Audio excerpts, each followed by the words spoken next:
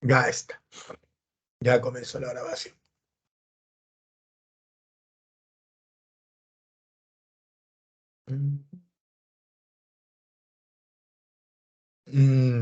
Ya, a ver. Para poder hablar de socialismo, explicarte el socialismo, voy a utilizar una página Word. ¿Ya? Lo voy a hacer como si fuera pizarra para explicarte sobre el socialismo. Como te mencioné en su momento, no es una apología, ¿ya? No es una, no es el de, no, chicos, que esta es la verdadera ideología, que este es, ¿no? Es el pensamiento plus cuan ultra. No, no, no, no, no. Lo que pasa es que hay pensamientos, sin que los compare, que hay que entenderlos porque nos guste o no nos guste, están marcando la pauta en el pensamiento político de muchos seres humanos en el planeta. Por lo tanto, no podemos ser ajenos a comprender cómo son sus orígenes. Un ejemplo, el que una persona sea atea, el que una persona sea atea, no lo debe excluir de querer entender el cristianismo. Y en su caso más exacto, el cristianismo católico. Porque aún siendo ateo, aún sin creer en la existencia de un Dios, no puede negar que el pensamiento cristiano, y en particular el católico, ha marcado el pensamiento de millones de seres humanos en cientos de años hasta el día de hoy. El decir que es algo malo o es algo bueno frustra, corta el análisis. El análisis no está buscando si es algo bueno o es algo malo, el análisis está buscando comprender, entender, diagnosticar hasta cierto punto. Si lo vamos a reducir a que no es malo, no es bueno, entonces nuestro análisis queda frustrado. Como hicimos la clase de ilustración, eso obviamente está en la voluntad de cada persona, ¿ya? Porque no está mal o no es censurable que una persona no quiera leer. Al final uno lee porque le gusta, porque se siente bien. Entonces, si una persona no quiere saber sobre ello, bueno, está en todo su derecho de no saberlo. Pero tiene también el deber de no opinar sobre algo que no sabe. ¿Me entiendes? Eso lo hemos hablado en ilustración. Así que si yo quiero negarme a conocer sobre el cristianismo, el catolicismo, entonces también tengo que frustrar mi derecho a opinar. ¿Por qué? Porque no he cumplido con mi deber de informarme. Yo no puedo hablar de algo que no estoy informado. Eso lo hemos hablado. Y en el caso específico, sin compararlos, en el caso específico que nos toca hoy, que es el socialismo, que vamos a hacer un pequeño, una pequeña ubicación de cómo surge el socialismo o el comunismo de Marx, pasa lo mismo. Tú puedes ser un liberal, una persona de pensamiento liberal, y decir, profe, para mí el socialismo es malo. O para mí el socialismo no va conmigo. Perfecto, pero tienes que entender que en la otra vereda de tu pensamiento hay millones de personas que piensan que el socialismo es lo correcto. Y por ende tienes que entenderlos, aun cuando no compartas su pensamiento. ¿Y cómo lo entiendes? Al menos conociendo los orígenes, la génesis de este pensamiento, el famoso pensamiento socialista. Entonces vamos a hablar de cómo surge el socialismo, por qué surge el socialismo, ¿no? ¿Por qué surge donde surgió? Y es tan cierto todo lo que nos dicen de Marx, es tan cierto todo eso que me hablan de Marx, ¿no? ¿Qué tan cierto es? ¿Es verdad que él quiere que la gente no tenga sus casas, sus celulares? ¿Es cierto eso? Que si entra el socialismo al poder, como Marx lo planteó, ¿me voy a despedir de mi iPhone? ¿Eso es verdad? Vamos a ver eso. Ya, vamos a explicar. Como te dije, voy a usar como pizarra, ya que esta explicación voy a ser un poco extensa y no lo tenía planteado en un PPT. Lo voy a hacer en una página web. ¿Te parece? Cortito nada más. Cortito. ¿Está claro? Cortito. Es como si lo hiciera en el PPT, pero no tengo muchas herramientas para hacerlo. A ver, algo cortito. Que esto ha salido el momento, ojo, no estaba planeado, estaba pensado. Pero como ustedes me hicieron acordar, vamos a hacerlo. No con el PPT, porque en el PPT está el socialismo, aquí está el socialismo, pero quiero expandirme ya que veo que están interesados. Vamos ahí. Socialismo científico. Así lo llamó Engels, Federico Engels, el amigo de Marx. Socialismo científico. Marx lo llama comunismo. ¿No? El fundador Carlos Marx. Karl Marx. Él es el fundador. Marx era una persona de origen judío, o sea, sus padres eran de religión judía. Él no lo siguió, porque lo judío es una religión, ¿ya? Es una religión. Él era alemán, no se olviden eso, él era alemán. Entonces Marx, lo pone acá, alemán, alemán. Él nace entre 1818 y 1883, o sea, nace en el 18 y muere en el 83. Así que él vive en el siglo XIX. Por los años 1818, él nace después de la Revolución o de la Revolución Francesa y nace después de las eras napoleónicas. Él va a vivir la Revolución del 30, la Revolución Liberal del 30, y va a vivir la Revolución Liberal del 48. Cuando él tenía 30 años, él ve esta revolución del 48, la última gran revolución europea. Y él va a vivir hasta el 83, él va a vivir el segundo imperio napoleónico. Él lo va a ver desde Alemania. Él también va a ver las guerras de unificación. Él también va a ver el surgimiento de la segunda revolución industrial, cuando la ciencia avanza más todavía. Antes, la revolución industrial, la primera, que vamos a hacer hoy día, es muy práctica, muy máquina a vapor, a carbón. La segunda es mucho más científica, mucho, mucho más científica. Radio, auto, avión, submarino, fonógrafo, cine, fotografía. Y la explotación al obrero también lo es. Entonces, vamos a colocar esto, ¿no? Marx vive en una Europa en el tránsito de la primera a la segunda revolución industrial. De la primera a la segunda revolución industrial. Ese es el contexto en el cual vive Marx. Europa en el tránsito de la primera a la segunda revolución industrial.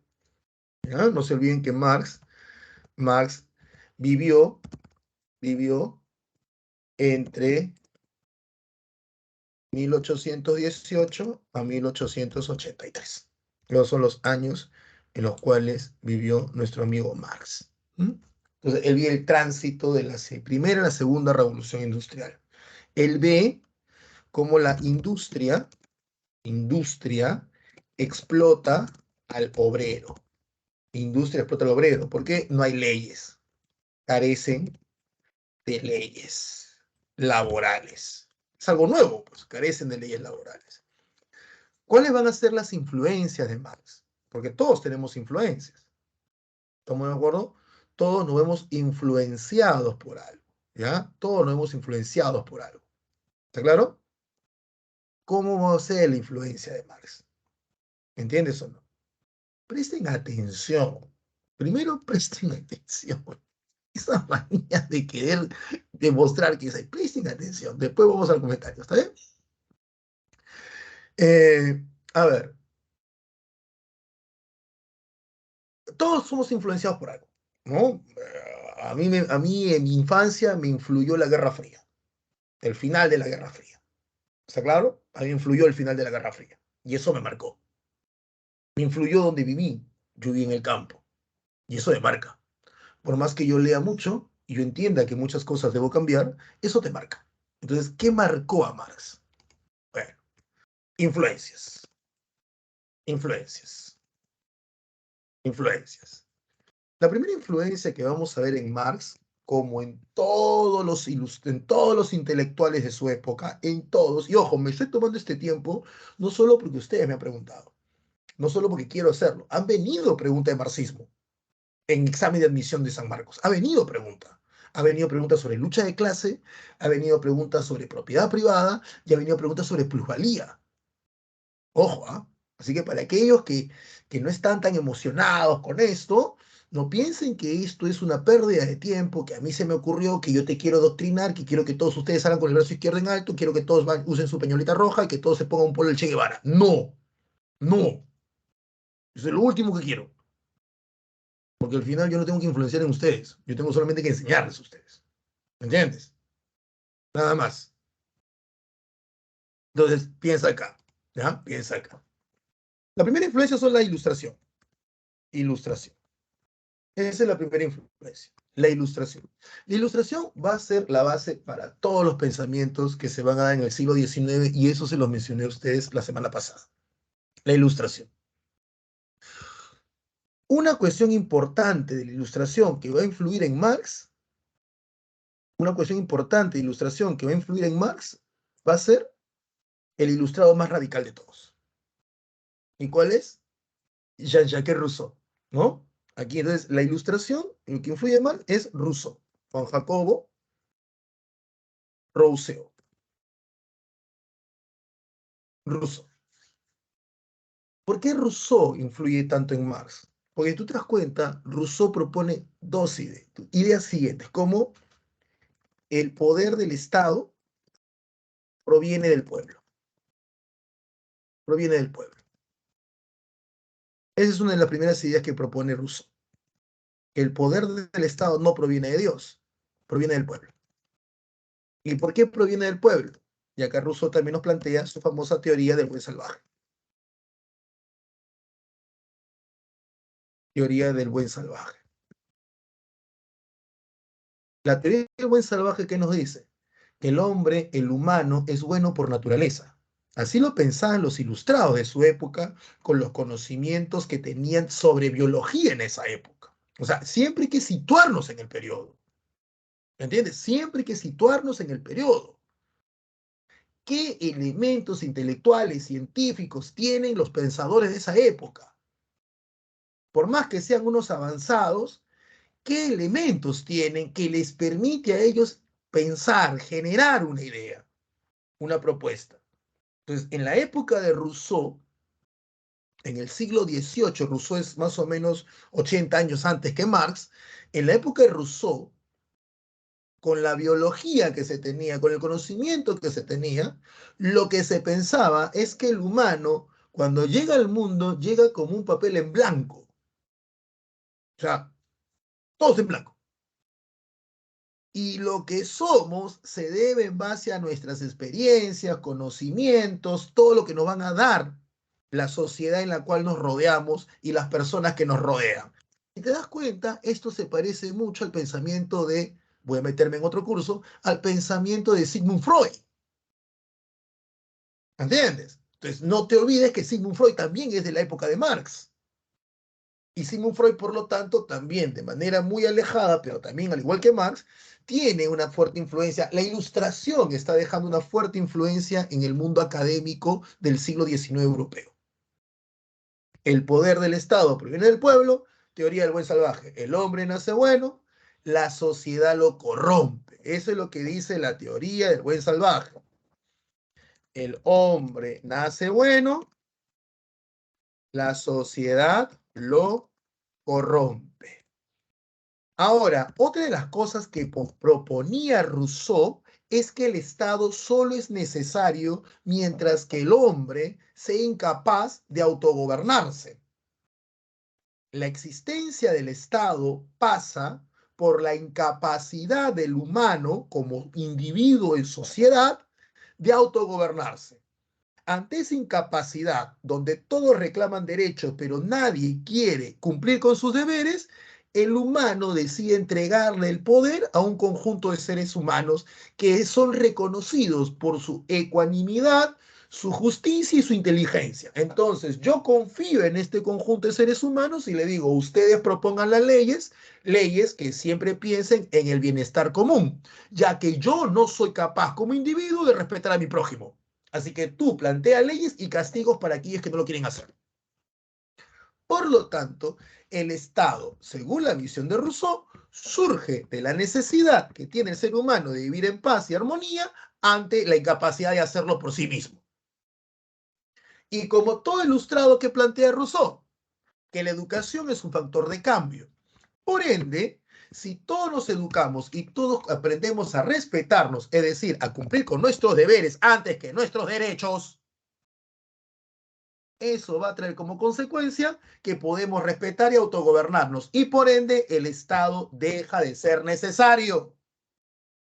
Eso ya lo decía Rousseau. El Estado deja de ser necesario ante el cambio de mentalidad que experimentará el ser humano en base a la educación. ¿Entiendes? Entonces ponemos acá el Estado como una necesidad. Como una necesidad. Ahora entiendes por qué a Rousseau los demás ilustrados no lo querían. Porque para los demás ilustrados como Voltaire, como Montesquieu, como Diderot, como de Alembert, Rousseau era demasiado radical. Chochera ya se pasó, ¿no? Chochera se pasó un par de líneas ya, muy arriba ya. Ya hay que bajarle unos puntitos a Rousseau. ¿Está todo bien? ¿Sí? Muy bien. Siguiente. Siguiente. Uy, acá no es. Siguiente influencia. Uy, ay, quédate. Siguiente influenciar a nuestro amigo Marx. La filosofía alemana. Filosofía alemana de Hegel. Esa es la siguiente influencia que va a recibir más. La filosofía alemana de Hegel. ¿Mm? Hegel lo que nos va a plantear es que existe una dialéctica y un choque de contrarios. El choque de contrarios. Que tiene un famoso libro que se llama De amo y esclavo. El choque de contrarios. Existen fuerzas opuestas. Fuerzas opuestas, choque de contrarios. ¿Ya? Y también nos plantea la dialéctica. Marx lo va a criticar, ¿eh? Pero la influencia va a estar ahí. Eso es innegable. Bueno, me salió bien acá. Ah, no importa. Lo otro que Marx se ve influenciado muy fuertemente es por el socialismo francés. Engels llama a este socialismo francés socialismo utópico. Porque sí, como te dije, Marx no inventa la palabra socialismo. La palabra socialismo ya existía. Marx no habla de socialismo. Su manifiesto no se llama manifiesto socialista, se llama manifiesto comunista. Utópico porque era irrealizable, decía Engels. Y por último, la economía liberal inglesa.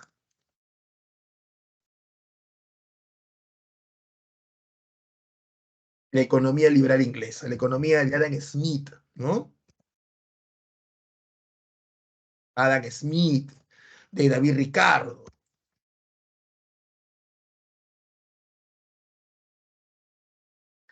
¿Qué nos propone esta economía liberal inglesa? Bueno, en conclusión es muy simple, la riqueza proviene del trabajo. Por lo tanto, el trabajo genera riqueza. Ahora, tomando en consideración estas cuatro básicas influencias, Marx va a decir más influencias, estas cuatro básicas influencias, vamos a ver el pensamiento de Marx. ¿Está bien? Como todo intelectual, ya, como todo intelectual de su momento, como todo intelectual de su momento, toda persona preocupada por la realidad en que vive, no solamente Marx, muchos intelectuales, Marx trata de entender su realidad. Y hay que entender que la realidad de Marx es una realidad nueva, porque está pasando por la revolución industrial de la primera a la segunda. La presencia de fábricas e industrias, el crecimiento de las ciudades, poblacionalmente hablando, la aparición de una nueva clase trabajadora como la clase obrera, no es algo que venga de siglos, es algo que tiene solamente décadas, es un fenómeno nuevo, es algo que viene a surgir como consecuencia de la revolución industrial. Por lo tanto, hay que entender qué es lo que está pasando. Hay que entender por qué está pasando. Se acaba de desmontar el antiguo régimen, no hacía más de 50 años, menos todavía. Y está un nuevo régimen donde la explotación de los sectores empobrecidos se sigue manteniendo, salvo que ahora no se le está explotando en el feudo, sino que se le está explotando en la ciudad. Antes hay que también analizar las nuevas relaciones. Antes el explotado, el siervo, tenía una relación de dependencia con el señor feudal y tenía una obligación bajo juramento divino. Ahora no, hay un contrato firmado. No existe una relación de dependencia formal, porque el obrero si quiere se puede ir.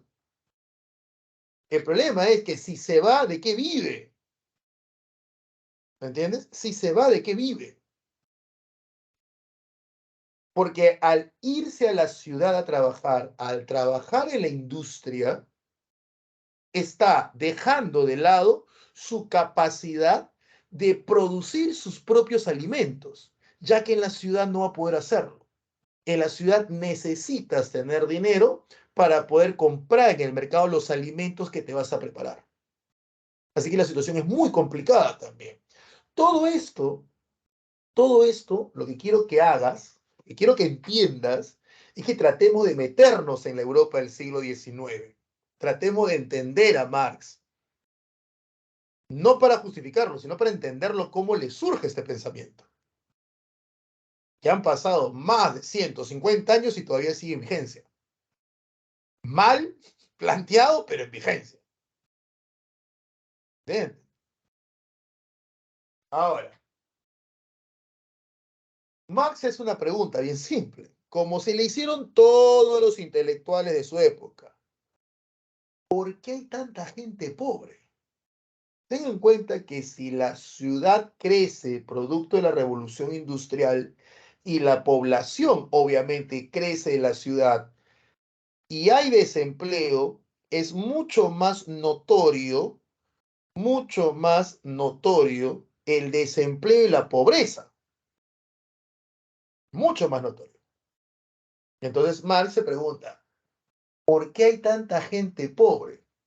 Y lo que es más interesante, ¿por qué hay tanta gente pobre si esta gente está trabajando en las fábricas? Y acá Marx se plantea una pregunta desde el pensamiento económico liberal inglés. ¿Cómo es posible que el generador de riqueza no sea rico? Porque Marx plantea su análisis tomando como punto de partida el pensamiento liberal inglés. Tú hoy día lo puedes cuestionar con la escuela austríaca como quieras. Hoy, hay que plantearnos en el punto de Marx. Yo no estoy criticando a los socialistas actuales que se les puede criticar por muchos lados. Yo estoy tratando de analizar y conocer y entender a Marx, al fundador. ¿Entiendes? A él quiero entenderlo. Y quiero ver qué tan bien lo han seguido. Quiero entender qué tan viable era su propuesta. Marx se pregunta, ¿por qué el generador de riqueza es pobre? Si la riqueza la genera el trabajo.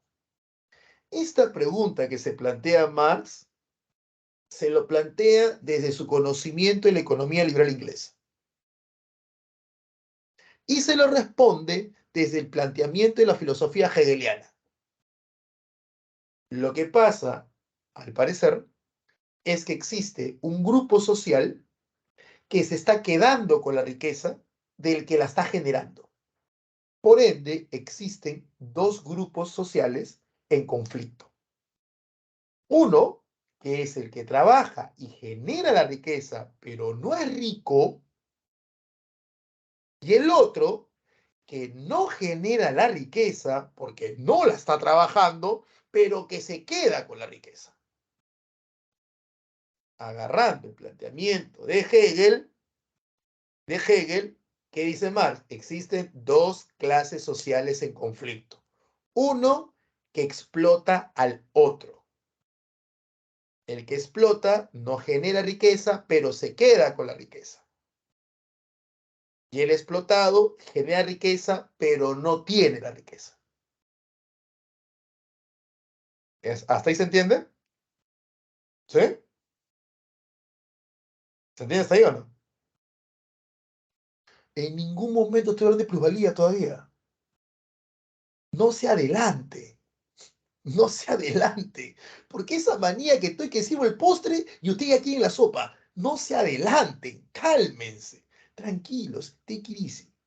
Vamos despacito. Estamos haciendo socialismo for dummies.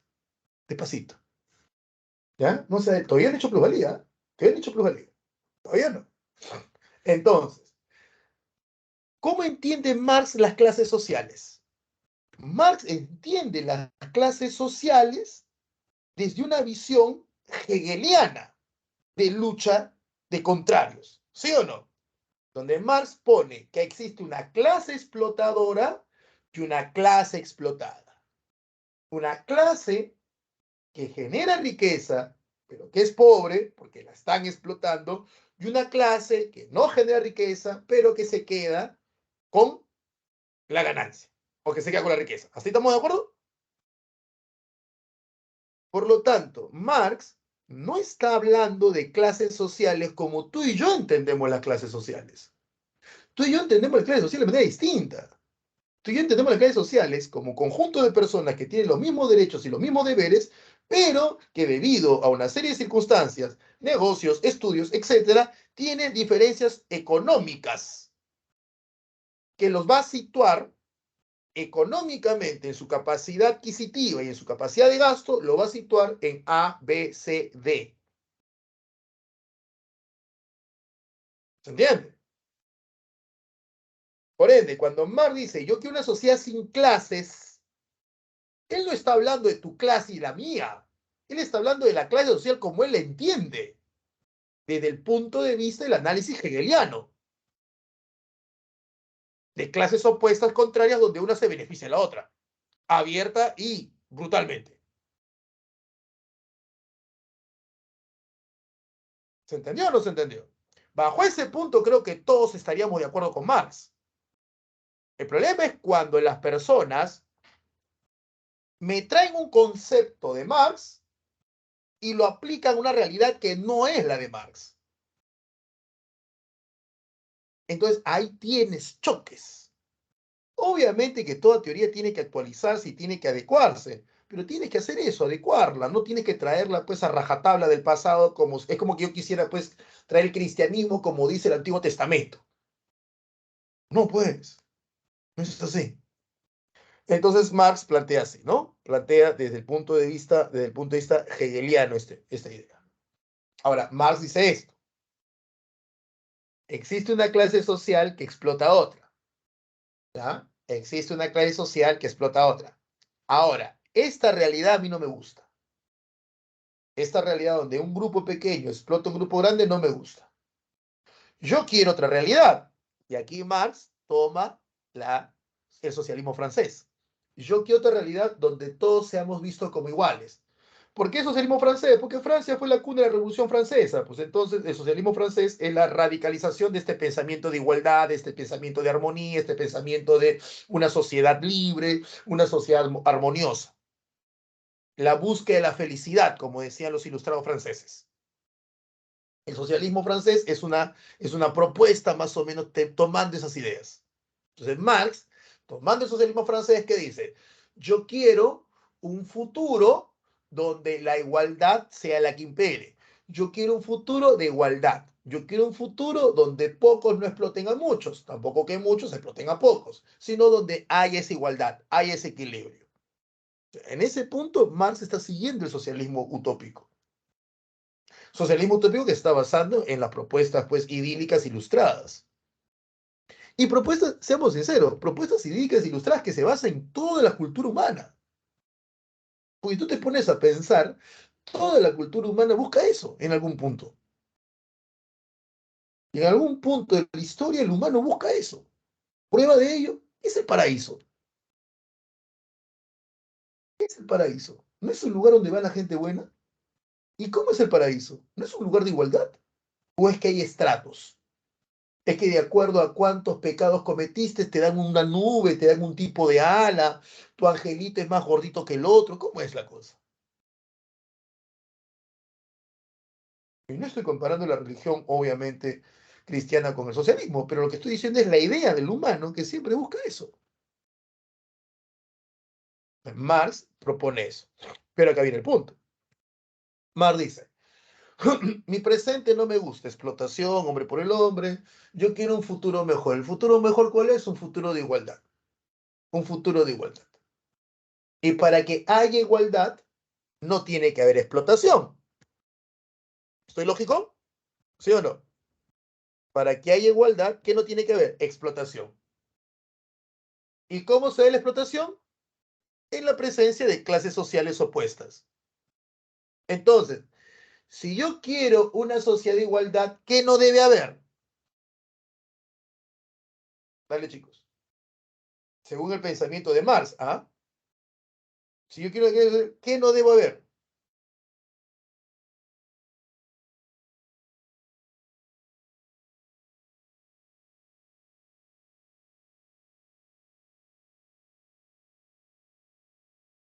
¿Mm?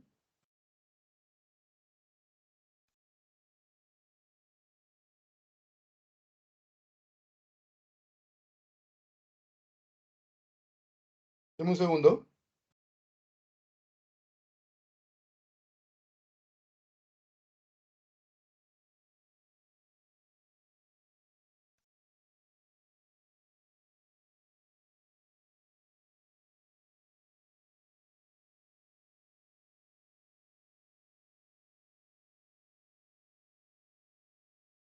¿Mm?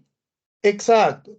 Chicos, me han dicho que no puedo ponerlo en Word, que tiene que ser solamente PPT. Entonces, como este era un plus y no puedo colocarlo en Word, entonces lo voy a cortar aquí. ¿Ya? Le voy a explicar solamente con hablado, no colocándolo aquí. ¿Ya? Deme un segundito. Borro esto y lo ponemos esto. Ahí está. ¿Está bien?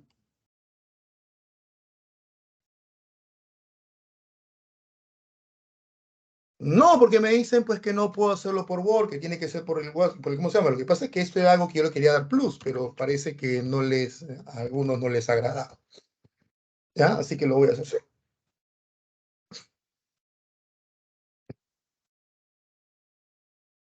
Así que voy a terminar de explicarlo, ojo, voy a terminar de explicar. La explicación no lo voy a cortar. No lo voy a cortar. No, no, no, es que no, no lo voy a cortar la explicación. No voy a cortar la explicación. Te voy a seguir, voy a terminar la explicación. Las manos invisibles. No, lo que pasa es que a veces hay gente que es más papista que el Papa. Pero bueno, sigamos. ¿En qué estaba yo? Ah, estaba en esto, ¿ya? Estaba en esto. Cierro esta parte ya para hacer lo demás. Entonces, Marx se propone esto. Marx dice, yo quiero una realidad, ¿ya? Yo quiero una realidad donde no haya igualdad, donde hay igualdad, perdón. Pero para poder llegar a esa realidad, para poder llegar a esa realidad, necesito Necesito entender cómo llegué a mi presente. Entonces necesito entender cómo llegué a mi presente. Eso es lo que necesito. Entender cómo llegué a mi presente. Cómo llegué a este presente de desigualdad, de explotación. Y acá Marx toma Rousseau. Y Marx dice, porque se supone que el hombre nace bueno. Entonces, si el hombre nace bueno, la explotación del hombre por el hombre es lo opuesto a esta bondad natural del hombre. Y si en algún punto el hombre se corrompe, debo hallar ese punto. Entonces Marx estudia la historia, el materialismo dialéctico, el materialismo histórico, para poder encontrar ese punto de la corrupción del humano. Y según Marx, ese punto es la propiedad privada en el neolítico. Según Marx. Ese es el punto. La propiedad privada en el neolítico. Él dice, ahí comienza el problema, porque antes de esto no había explotación. Para Marx, el antes, donde no había explotación, era el paleolítico, el famoso comunismo primitivo. ¿Entiendes? Era así. Era el paleolítico, el comunismo primitivo, exacto. Y es el periodo más largo de la historia humana, tiene más de 1.000.000 de años. Entonces Marx dice, el comunismo primitivo, donde todos cazan, todos pescan, todos recolectan, ese todos, es la prueba de que el humano nace bueno. Es la prueba de la bondad natural del hombre. Es la prueba de esa bondad natural del hombre. Y por ende, a partir de ahí, vemos la explotación. Entonces, hay un punto en el cual esto se ha corrompido. Y la corrupción es la propiedad privada. Pero no la propiedad privada de tu choza, no la propiedad privada de tu, ¿cómo se llama?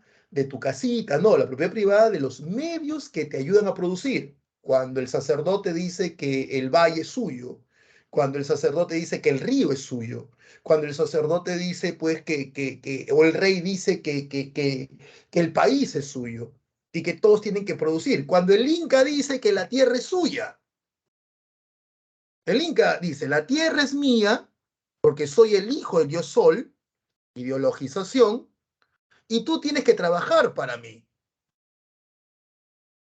Porque si no trabajas para mí, yo te termino matando.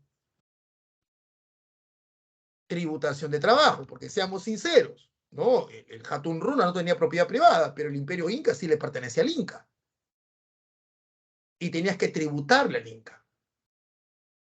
Entonces, el Inca se convierte por dominio en el dueño de la tierra. Tierra que antes era del Hatun Runa, o al menos del Chimú, del Chanca, del Huanca, del Callao o de quien sea. Pero ahora el Inca, como lo ha sometido, se ha convertido en dueño de ellos. Y los va a explotar. Y los explota. ¿Se entiende? Es así. Los va a explotar y los termina explotando. De esa propiedad privada hace referencia. No de tu celular, no de tu televisor, no es que si tú compraste pues el último iPhone, como estamos en comunismo, tu iPhone le pertenece a todos, ¿no? Eso sí. No es así. Entonces Marx dice, como ya hallé, ya hallé el por qué debo o hay propiedad o hay explotación, el futuro que yo propongo, vuelve a tomar el socialismo utópico, el futuro que yo propongo, que es un futuro de igualdad, para que se dé ese futuro de igualdad no tiene que haber clases sociales. Y para que no haya clases sociales no tiene que haber la causa de las clases sociales, propiedad privada. Debemos acabar con la propiedad privada. Ahí está la propuesta de Marx. La propuesta de Marx es una realidad de explotación, un futuro de igualdad. En este futuro de igualdad, para llegarlo hay que analizar el presente. El análisis presente pasa por un conocimiento del pasado y buscar el momento donde la naturaleza natural, la bondad natural del hombre se corrompió, siguiendo las ideas ilustradas. El momento donde la bondad natural del hombre se corrompe es con la propiedad privada. Por ende, esta propiedad privada que está en manos de pocos y que explota a muchos, ya sea como esclavo, siervo u obrero, es la causante de la división de clases, una clase explotada y una clase explotada. Por ende, para poder alcanzar un futuro de igualdad, debemos acabar con la propiedad privada. Y una vez que acabemos con la propiedad privada, otra idea ilustrada. Hay que comenzar un proceso de educación o ideologización. ¿Por qué? Porque la educación es el factor de cambio en la mentalidad. Entonces, ¿cómo voy a cambiar esa mentalidad? Esa mentalidad de personas que están por miles de años acostumbrados a la propiedad privada, por miles de años acostumbrados a la explotación. Debo cambiarlo en base a la educación. Por eso que todos los socialistas buscan la educación también. ¿Me entiendes? La propiedad privada de los medios que producen, Carlos. La propiedad privada de los medios de producción. Los ríos, las minas, la tierra, el agua. A eso se refiere. Y en el caso de del caso del capitalismo, la industria, ¿no? A eso se refiere. Uh -huh.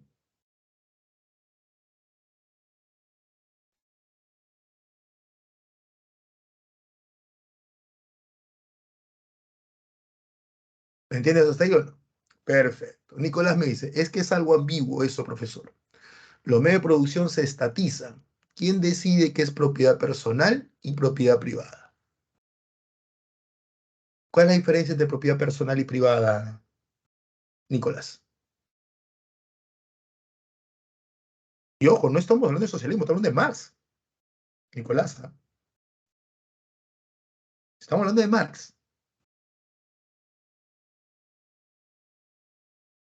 ¿Entiendes? Y esta parte de propiedad personal y privada, quiero saber cuál es tu concepto para poderte explicar.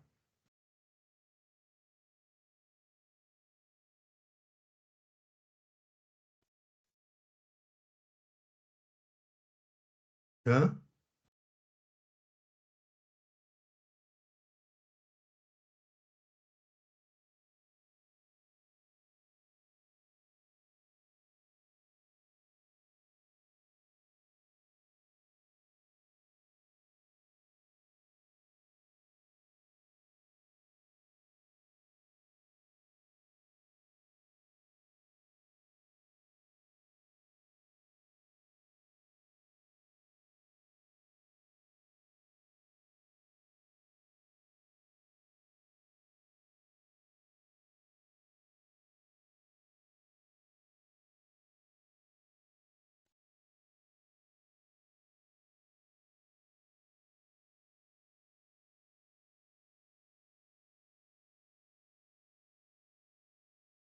Ya, pues digo, pues, pero digo, Nicolás, estamos con Marx. Lo que luego pensaron los socialistas después y cometieron perdóname la expresión, la burrada que han estado haciendo después, y ese es otro gato. Ahorita me centro en más nada más. Me centro en Marx. Ya después hablaremos de Lenin y la tontería que hizo, ¿no? Y los demás. Pero ahorita estamos en Marx nada más, en Marx, en Marx. Por eso le decía, centrémonos en él, que también cometió errores graves, ¿ah? Y Marx que propone, como dialéctica, que todo sistema, ¿ya? Todo sistema sobrevive ideologizando y convenciendo a la masa explotada. Eso es lo que ellos llaman estructura y superestructura. Pero cuando los sistemas entran en crisis, este convencimiento se acaba. Es lo que Marx también llama la toma de conciencia de clase. Por eso que Marx que propone, Marx propone lo siguiente. Marx dice, para que haya el paso de una sociedad capitalista a otra comunista, Marx nunca plantea socialismo. Para el capitalismo, el comunismo, para que haya el paso del capitalismo al comunismo, ¿ya?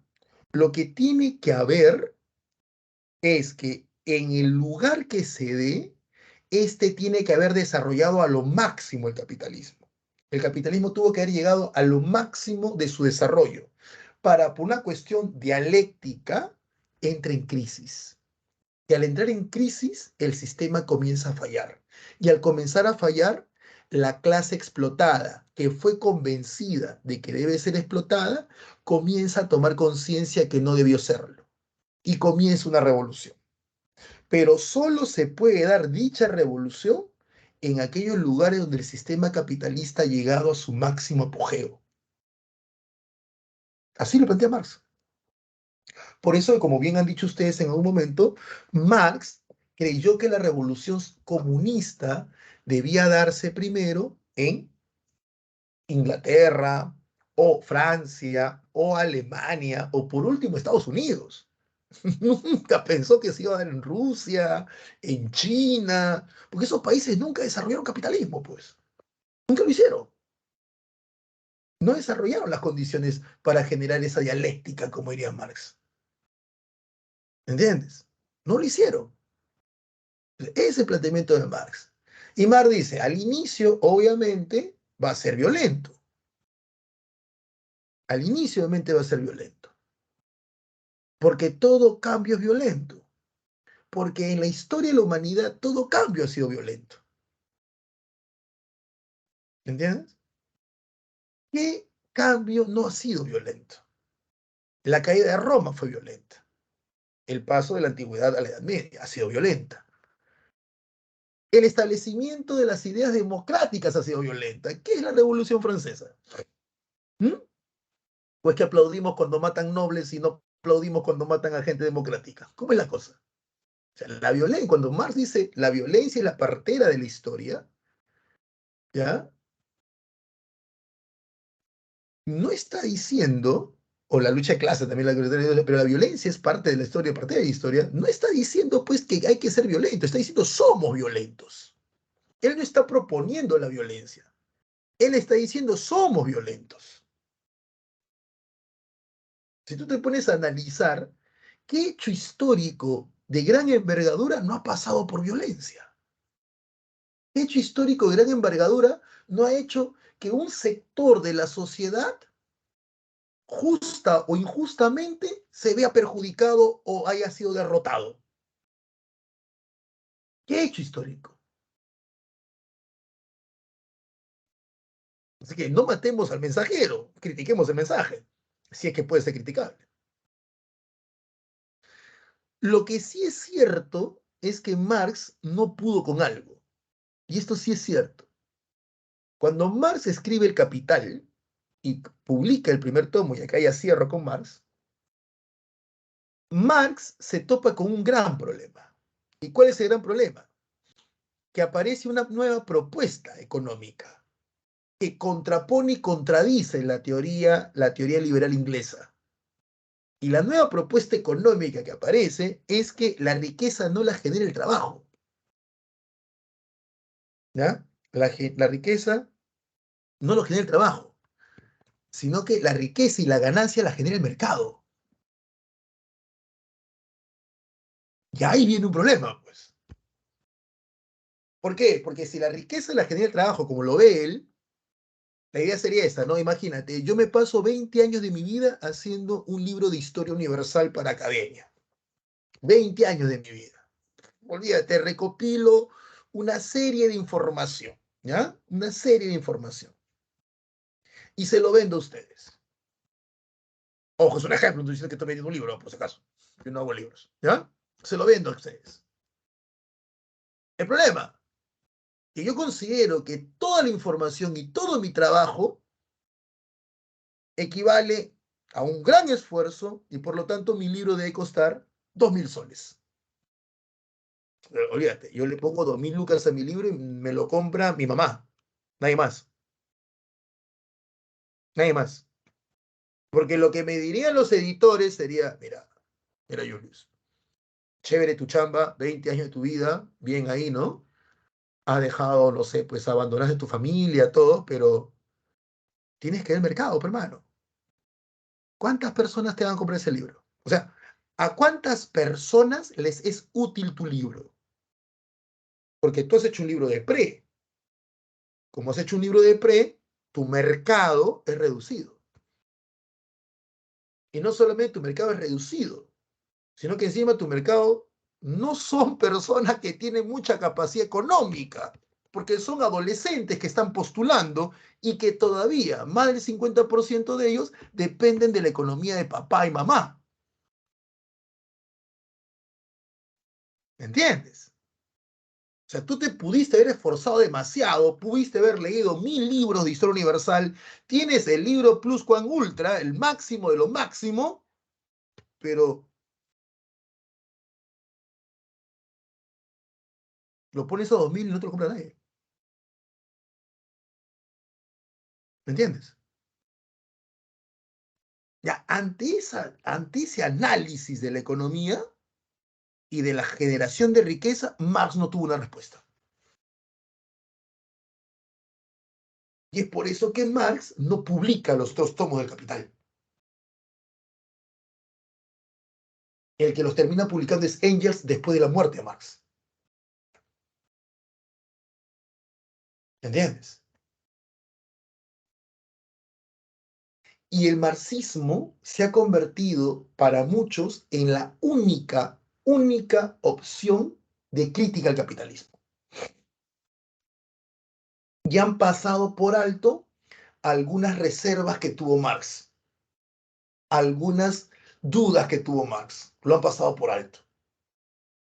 Y la mayoría de las personas que se dicen marxistas, lo que es peor, no han leído Marx. Ahí está el pequeño problema. Su idea es muy interesante, ¿eh? Su idea es muy interesante, pero no hay que descontextualizarla del momento. Y si lo queremos traer al presente, hay que adecuarla al presente, pero no con sectores de odio, de cólera, porque pareciera pues que si tú eres socialista o quieres ser socialista, necesariamente tienes que ser revolucionario y necesariamente tienes que odiar al capitalismo y necesariamente tienes que destruir todo lo existente. Así, necesariamente. Ya esta es mi opinión, porque ya de acá me salgo de lo que es la explicación de la clase en sí, me parece que no debe ser así. Tampoco hay que ser blando. No, pero primero leamos la teoría bien y veamos qué tan factible es en la actualidad tal cual se quiere proponer y qué tan factible es ir a ese cambio con personas que ni siquiera han leído el texto y si lo han leído no lo han entendido. Ese es el problema. Porque, seamos sinceros, ¿hasta aquí me entendieron más o menos?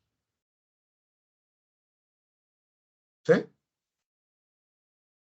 Espero que sí. Gracias, gracias. Y gracias por los comentarios, o sea, gracias por lo que han escrito ahí.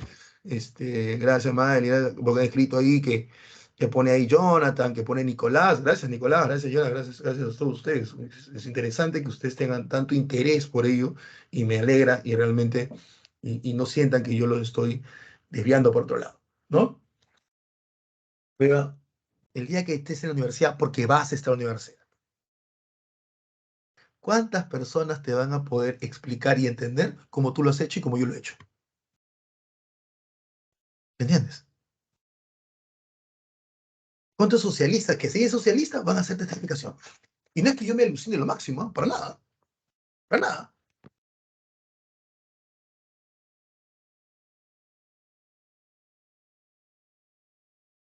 Pero Nicolás, si en el capitalismo todos pensamos igual, o me van a decir que en el fondo no todos en el capitalismo pensamos igual.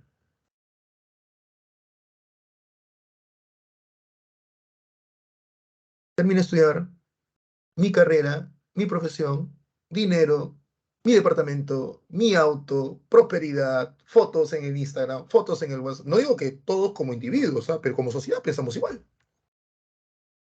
Que el iPhone, que el relojito, que los viajes. Si todos pensamos igual ya. El que piensa distinto es mal visto. Eso es después, Jonathan, ¿ah? Eso viene mucho después. No recuerdo bien quién lo plantea, pero eso es mucho después. Marx no lo plantea así. Marx plantea primera etapa el comunismo y segunda etapa el comunismo. Ah, según eso, el socialismo vendría a ser la etapa preparatoria. Es la etapa donde todavía existe Estado, porque en el comunismo no hay Estado. Todavía existe Estado, pero el Estado lo domina los representantes de la clase obrera o clase proletaria. A eso le llaman socialismo. El socialismo es el paso del capitalismo al comunismo, la etapa previa y preparatoria, donde el Estado está bajo el dominio de la clase revolucionaria. Por eso se habla dictadura del proletariado. ¿Entiendes?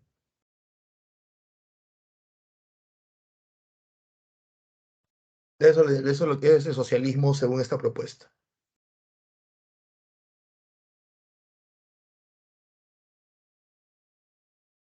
Ah, no, claro, tampoco te digo, Nicolás, y gracias por tu pregunta o por tu comentario, más que pregunta, tampoco digo que esta es la solución, ¿ah? Ojo, ¿ah? No, no, no, no, no, no digo que es la solución, no digo que es la solución, pero sí creo que se deben tomar elementos que puedan mejorar el sistema, si es que no lo quieren cambiar, pero sí se deben tomar elementos que deben mejorar el sistema, ¿entienden? Pero, o sea, algo que a mí me llama, ya cierro para pasar a Revolución Industrial, me llama profundamente la atención, es como que nos hemos entrampado, nos hemos entrampado en solo dos vías. O es capitalismo o es comunismo, no existe una tercera vía, no existe una cuarta vía. O es A o es B, o es blanco o es negro, o eres de Alianza o eres de la U, punto.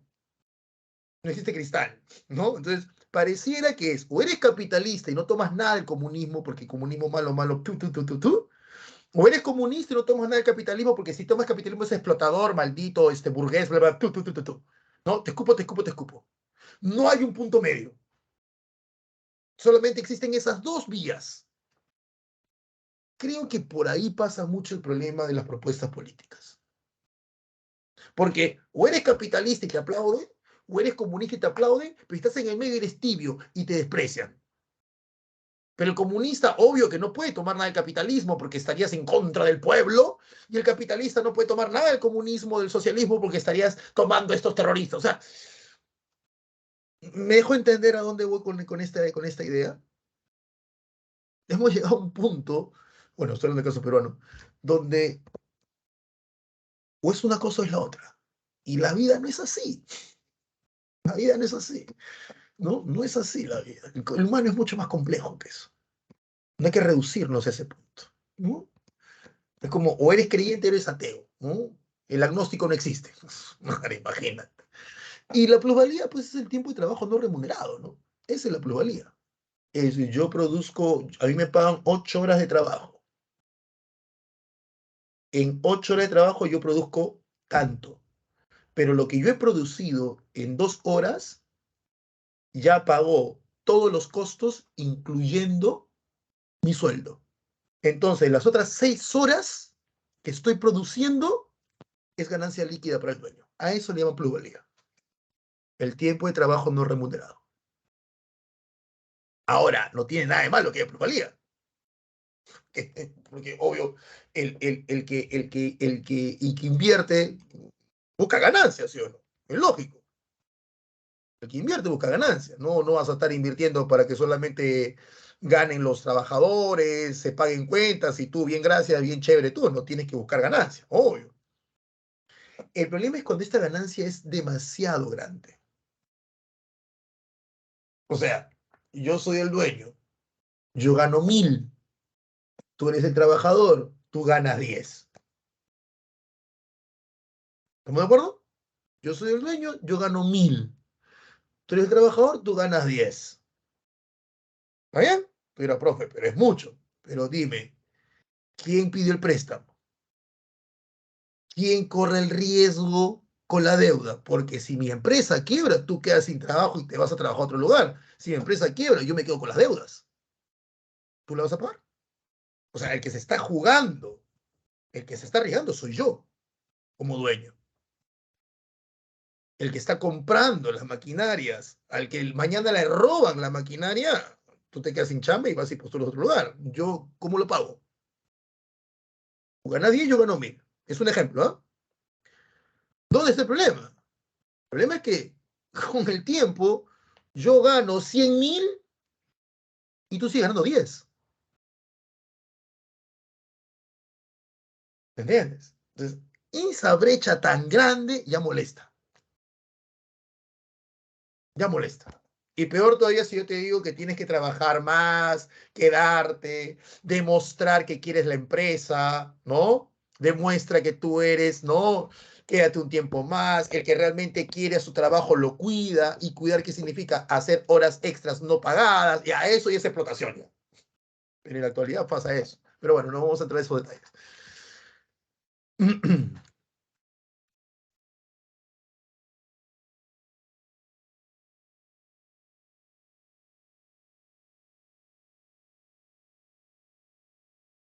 Ah, sí, sí, Nicolás, pero te das cuenta que al final sigue siendo lo mismo. Son las dos cosas, solamente que más blanditas. No, no hay una tercera.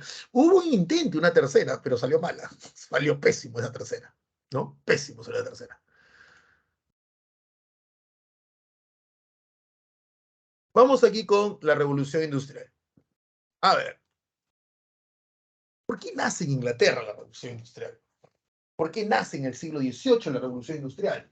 Porque si la revolución industrial la vemos de manera sencilla, de manera simple, ¿qué es la revolución industrial? A ver, ¿qué es la revolución industrial? Uy, ¿qué hice? Ahí está mejor. La revolución industrial es el cambio radical en el proceso de producción de bienes. Revolución, cambio radical. Industria, producción de bienes. Conclusión, la revolución industrial es el cambio radical en el proceso de producción de bienes. Esa es la revolución industrial. ¿Está claro? Ahora, este cambio radical en el proceso de producción de bienes, ¿cómo se grafica? En el cambio de las herramientas. Primero se producía con herramientas que dependían de la fuerza humana. Primero se producían con herramientas que dependían de la fuerza humana, martillo, serrucho, etcétera. ¿Está claro? Es así, es así. Primero se producía así, con herramientas que producía la fuerza humana. Y esto hacía que la producción sea limitada. Por lo tanto, la oferta era limitada. Y es por eso que las personas tenían un zapato, un pantalón, una camisa, etcétera. Lo que los ingleses se proponen es, queremos ganar más, ¿ya? Queremos ganar más. Para ganar más debo vender más. Y para vender más debo producir más. La pregunta es, ¿cómo logro producir más con las herramientas que tengo? La respuesta, no se puede. No se puede. Entonces, la pregunta es, ¿no se puede producir más? Sí. Lo que debemos cambiar son las herramientas. Porque las herramientas actuales, es decir, la de este lado, la de la etapa manufacturera, las herramientas actuales dependen de la energía humana. Dependen de la energía humana. Y la energía humana es la que genera el limitante en la producción. ¿Está claro? Es la que genera el limitante en la producción, la energía humana. Si queremos producir más, debemos cambiar la forma de herramienta, una herramienta que no dependa del limitante, que es la energía humana, sino que tenga otra energía. Y esto hará que la herramienta, en este caso ya le llamaremos máquina, produzca más y produzca mejor. ¿Se entiende? Ahora, el conocimiento para generar herramientas independiente de la fuerza humana recién se tuvo en el siglo XVIII. No, no. Ya los humanistas en el XVI tenían ese conocimiento. Leonardo da Vinci hizo un montón de máquinas. Y peor, el conocimiento que tenían los humanistas en el siglo XVI acerca de máquinas que se pudieran mover independientemente de la fuerza humana y o animal, lo habían adquirido de los griegos y bizantinos del siglo II y el siglo III después de Cristo.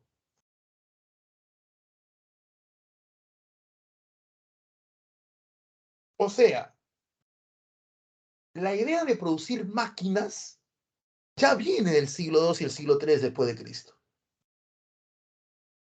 La pregunta obvia, ¿por qué la revolución industrial no se da en el siglo II o III después de Cristo? O, por último, ¿por qué no nace en la Italia del siglo XVI?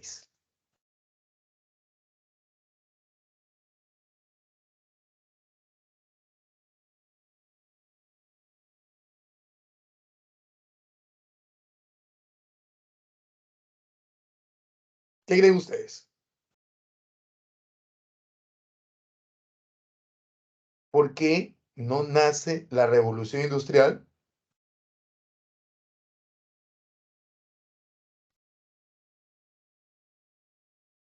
En la Italia del siglo XVI.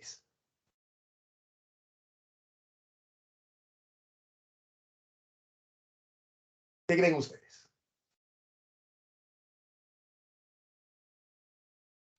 La respuesta, porque no hay necesidad. Porque si te das cuenta de mi explicación, la burguesía inglesa tiene la necesidad de ganar más. Quiere ganar más. Los italianos no tenían esa necesidad porque ya lo estaban haciendo en base al comercio de Oriente a Occidente. Como los italianos no tienen la necesidad de ganar más en base a producir más, ya que ellos ganaban más en base a la importación, por eso es que ellos, al no tener la necesidad, no impulsan esta creatividad hacia la construcción de máquinas que produzcan bienes. Si te das cuenta, lo que Leonardo da Vinci construye son máquinas de guerra. Y lo construye porque Leonardo da Vinci depende de mecenas, mecenas que están en constante guerra con los señores de otras ciudades. Su necesidad de los italianos del siglo XV y XVI es totalmente distinta a la necesidad del inglés del siglo XVIII. Es por ello que existiendo las bases para el mismo conocimiento y desarrollo se utilizan de manera distintas.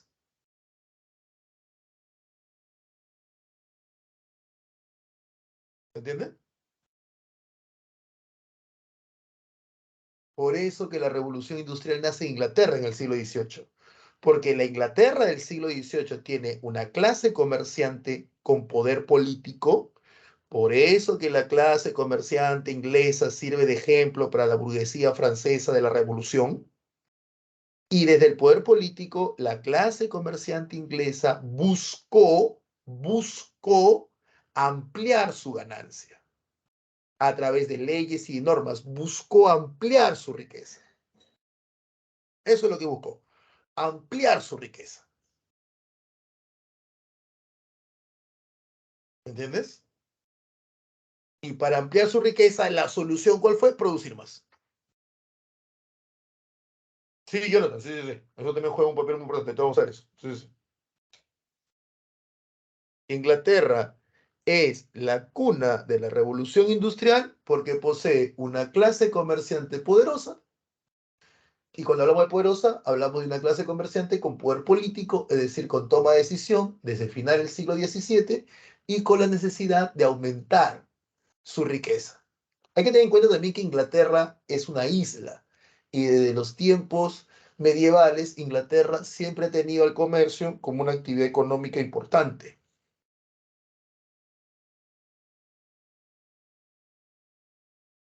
Exacto, Nicolás, claro, también ha ido variando, ¿no? Y lo que le decía, Inglaterra, si la ponemos, Inglaterra ha coexistido esa idea feudal en la Edad Media con su comercio, por su propia naturaleza insular o de isla. La propia naturaleza de isla que tienen los ingleses ha marcado mucho en el pensamiento de ellos, haciendo que ellos vean en el comercio de exportación o importación una actividad sumamente importante. Todos estos elementos van sumando para que sea Inglaterra la cuna de la revolución industrial. Todos estos elementos.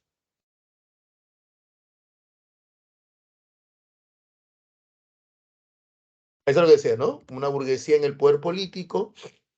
La revolución agrícola tiene que ver con las mejoras en la producción del campo, ¿ya?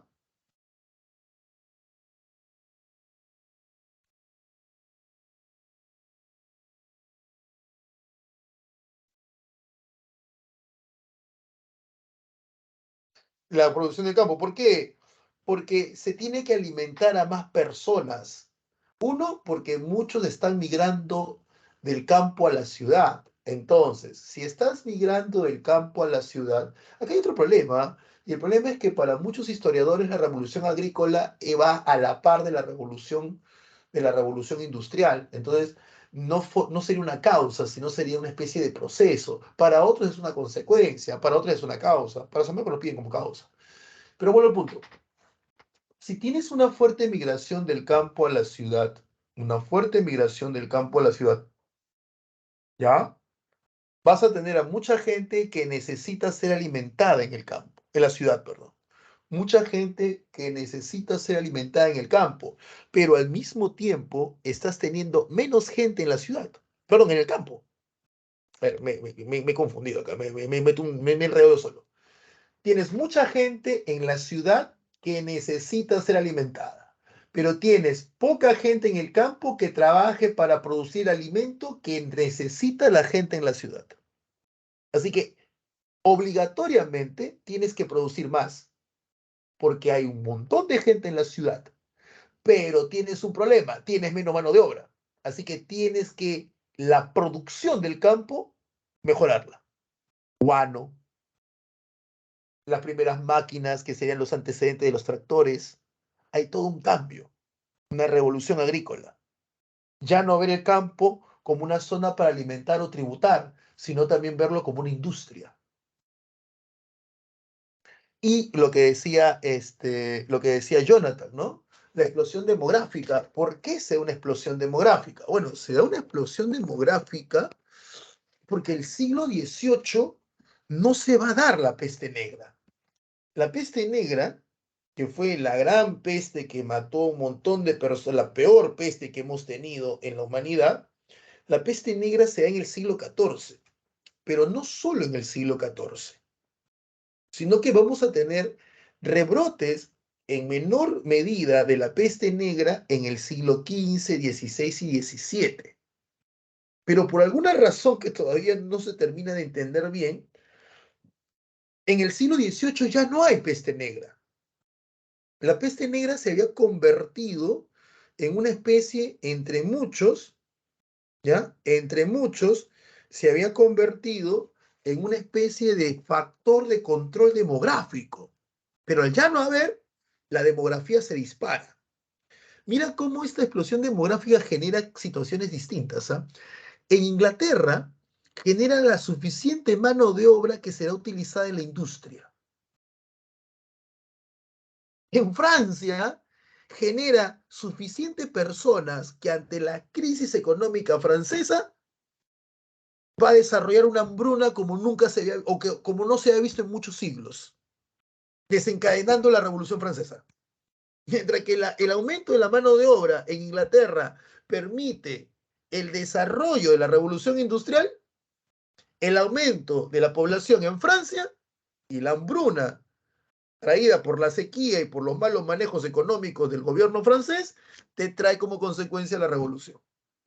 El mismo fenómeno tiene factores distintos o tiene consecuencias distintas en dos reinos distintos.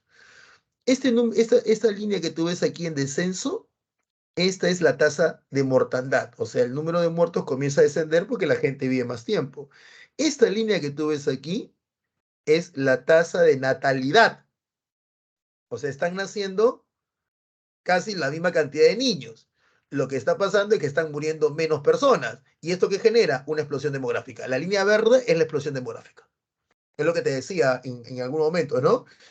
Que, que la explosión demográfica no pasa porque nazcan muchos niños, pasa porque no estamos muriendo en la cantidad que se moría antes o en la temprana edad que se moría antes.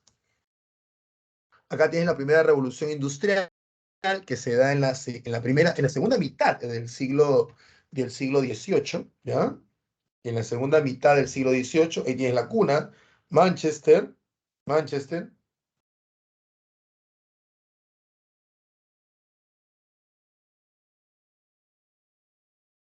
La energía, vapor y carbón. Ojo, la energía, vapor y carbón se sigue utilizando, ¿ah? No vayas a creer que porque en la segunda revolución industrial la energía es el petróleo y la electricidad, se dejó de utilizar el vapor y el carbón. No, no, no. El carbón se utiliza hasta ahora en mucha industria. Hasta ahora. Y el vapor se utiliza, no en la industria, pero sí se utiliza. ¿Ustedes han visto esas películas que te presentan Nueva York o Manhattan, ¿no? Este, todo como una especie de neblina. Ya, ese es el vapor. Muchos edificios utilizan vapor para calentar, como calefacción. Pero me dice, la tasa de natalidad supera la de mortandad. Lo que pasa, Jairo, no es que la supere, es que la tasa de mortandad baja. O sea, los dos iban parejo. ¿Está claro? Los dos iban parejo. Mira, mira, mira, mira. Los dos iban parejo. ¿Ves acá? Pero por alguna razón, en 1740, la tasa de mortandad disminuye. 1740, dice acá, el nacimiento y la muerte iban parejos. Pero a partir de 1740, el nacimiento se mantiene en el ritmo de 30 a 40. Hasta desciende. Pero la mortandad desciende abruptamente. No es que la natalidad, si te das cuenta, no ha aumentado bruscamente. La que ha disminuido bruscamente es la muerte, la mortandad. Y esta disminución drástica de la mortandad, que quiere decir, no es que sean inmortales, sino que se amplía los años de vida, hace que la explosión demográfica se dé.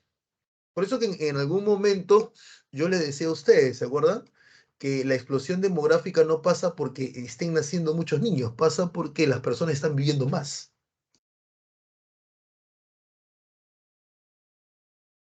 La industria textil, que es la industria inglesa, y los obreros no están organizados durante la primera revolución industrial. Olvídate, esta gente trabajaba 18 horas diarias y todo lo demás. Ya en la segunda revolución industrial la cosa cambia. Acá tenemos más países: Inglaterra, Francia, Alemania, Estados Unidos. Estados Unidos posterior a la guerra de secesión, la Japón de la era Meiji, ¿no? El Japón de la era Meiji. ¿Ustedes han visto, este,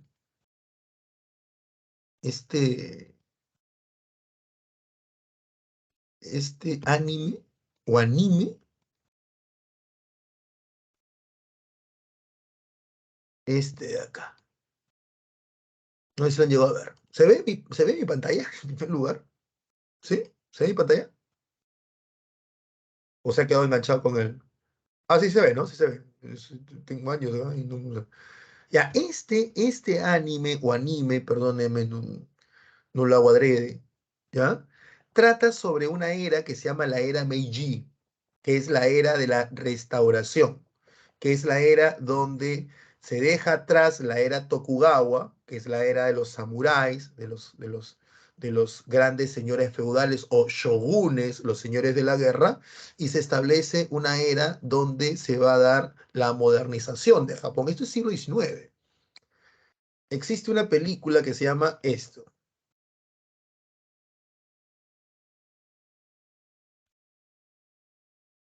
El último samurái, con Tom Cruise. No sé si la han llegado a ver. Y permítame que te muestre una escena que tiene que ver con la revolución industrial. Ah, sí, Kenshi, claro, Stephanie, Kenshi Himura. Claro, claro. Déjame que te muestre algo, ¿ya? Este,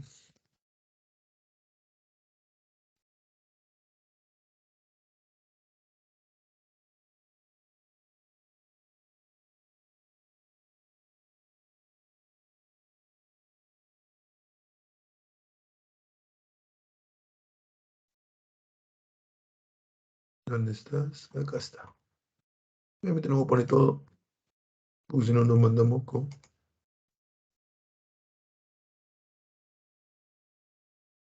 Pero acá ves cómo entre japoneses, ¿no? Entre japoneses van a buscar una modificación, ¿no? El emperador ha llegado a un acuerdo con las potencias industriales europeas como Estados Unidos, como Alemania, como Inglaterra, y el emperador necesita tomar el control de su imperio.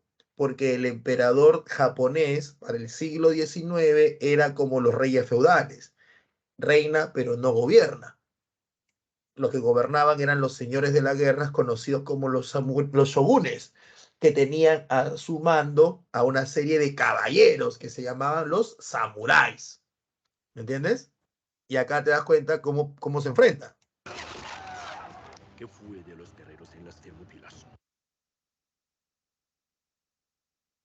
Volumen abajo. No quedó ni uno con vida. Ellos representan la antigua tradición, ellos representan al shogunato, representan eso de lo que es el honor, ¿no? Las katanas.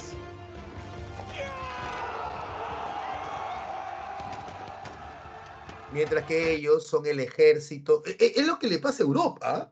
Lo que le pasó a Europa en el siglo XV-XVI, a Japón le está pasando en el XIX. Los reyes europeos tenían a los señores feudales como ejército. Y para que el señor feudal, el vasallo del rey, vaya en defensa del rey, había toda una relación feudo-vasallal. Para el siglo XVI comienzan a aparecer en Europa los ejércitos nacionales, es decir, los ejércitos que ya no son vasallos, no son señores feudales, sino que son personas armadas y que obedecen al rey, y el rey comienza a monopolizar un producto que viene de Asia, que es la pólvora. Entonces, contra un cañón no hay castillo que te aguante.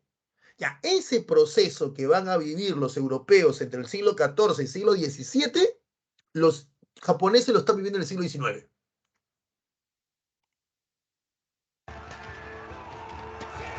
Mientras que acá ellos reciben un salario, han recibido un entrenamiento y ellos responden al emperador.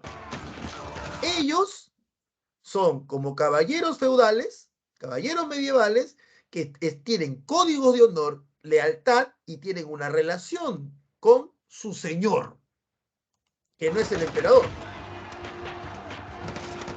es el vasallo del emperador. Oye, imagínate, no te va.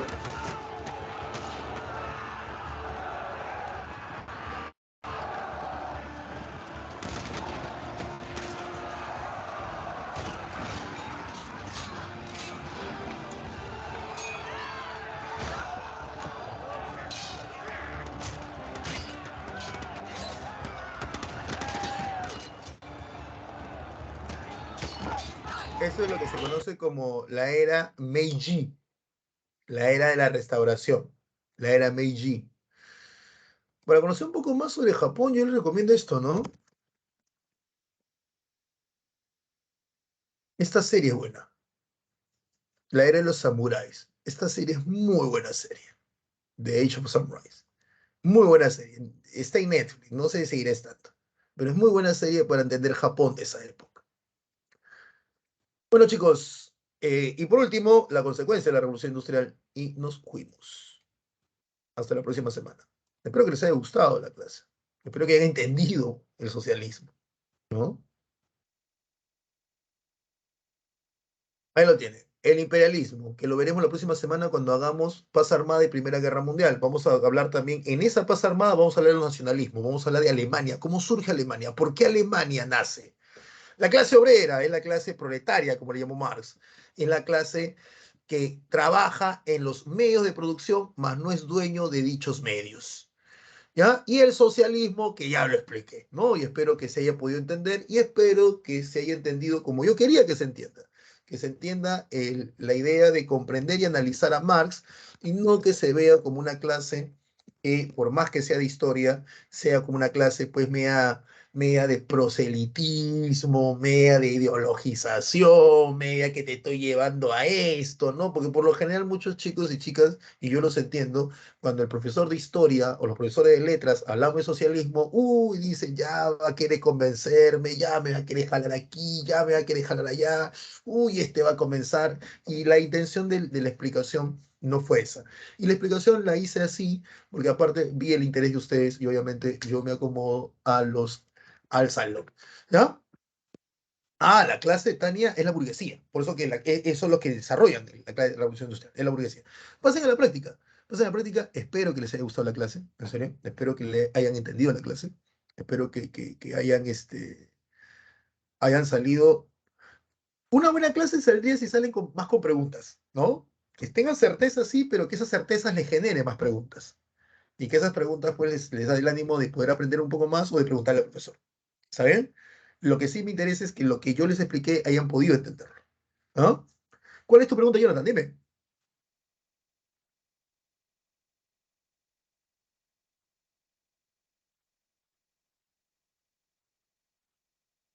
Pasa la práctica, por favor. Ah, lo que pasa, Jonathan, es que la burguesía con el rey Luis Felipe de Orleans habían estado prohibiendo, para que no haya gente que se manifestara en contra de ellos, toda reunión social. Ya había estado prohibiendo toda reunión, no se podían juntar gente de más de 10 personas, estaban prohibiendo. Entonces, tú sabes que cómo somos nosotros los que siempre le sacamos la vuelta a la ley, ¿no? ¿Qué hicieron los franceses? Comenzaron a hacer banquetes públicos.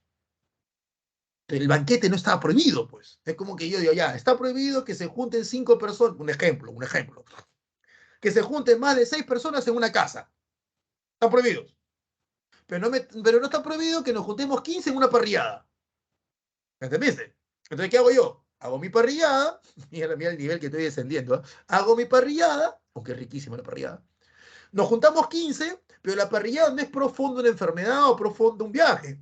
Es el pretexto para juntarnos y hablar sobre el problema político que no se nos permite juntarnos en una reunión formal. ¿Me entiendes? Entonces, los banquetes bien, Yamil, se convirtieron en el pretexto para reunirse y hablar de política y cuestionar al gobierno, ya que no lo podían hacer de manera oficial. Es que antes la gente se reunía para hablar de política. Hoy día es muy poco eso. Cuando el rey se da cuenta que le están haciendo esta sacada de vuelta, el rey prohíbe los banquetes. Y ahí a la gente salió. Eso fue Jonathan. Claro, pues exacto, Jonathan. Por eso es que lo prohíbe, ¿no? Yo le expliqué con pollada, ¿no? Pero bueno. Yo sé que ustedes me entienden, ustedes me comprenden, ustedes me comprenden. De nada, Jonathan. Bueno, chicos, espero que les haya gustado. Gracias, Jonathan, Nicolás, todos los que han estado participando, ¿no? En la clase y por favor no dejen de hacerlo. Porque, como ya les dije, me sacan de mi zona de confort y me hacen que dé más de lo que yo pensaba dar. Y me hacen trabajar más y eso me encanta.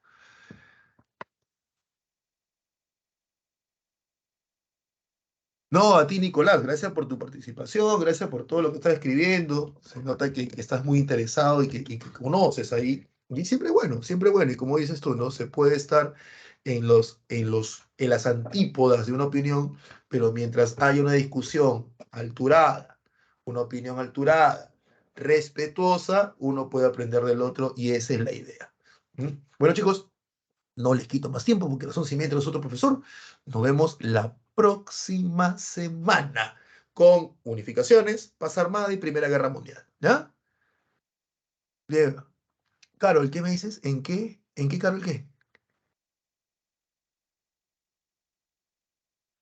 ¿En qué hacer esas cenas? No entiendo. ¿Los banquetes te refieres, Carol? En la Revolución del 48 hacían esos banquetes para poder reunirse y sacarle la vuelta a la ley, que la ley decía que estaban prohibido que las personas se reunieran para hablar de cuestiones políticas. Lo que el rey Luis Felipe, el último rey de Francia, no quería es que estuvieran hablando pues, de cosas que estuvieran don. En París, en París, en París. Eran banquetes públicos, eran en París, eran en París.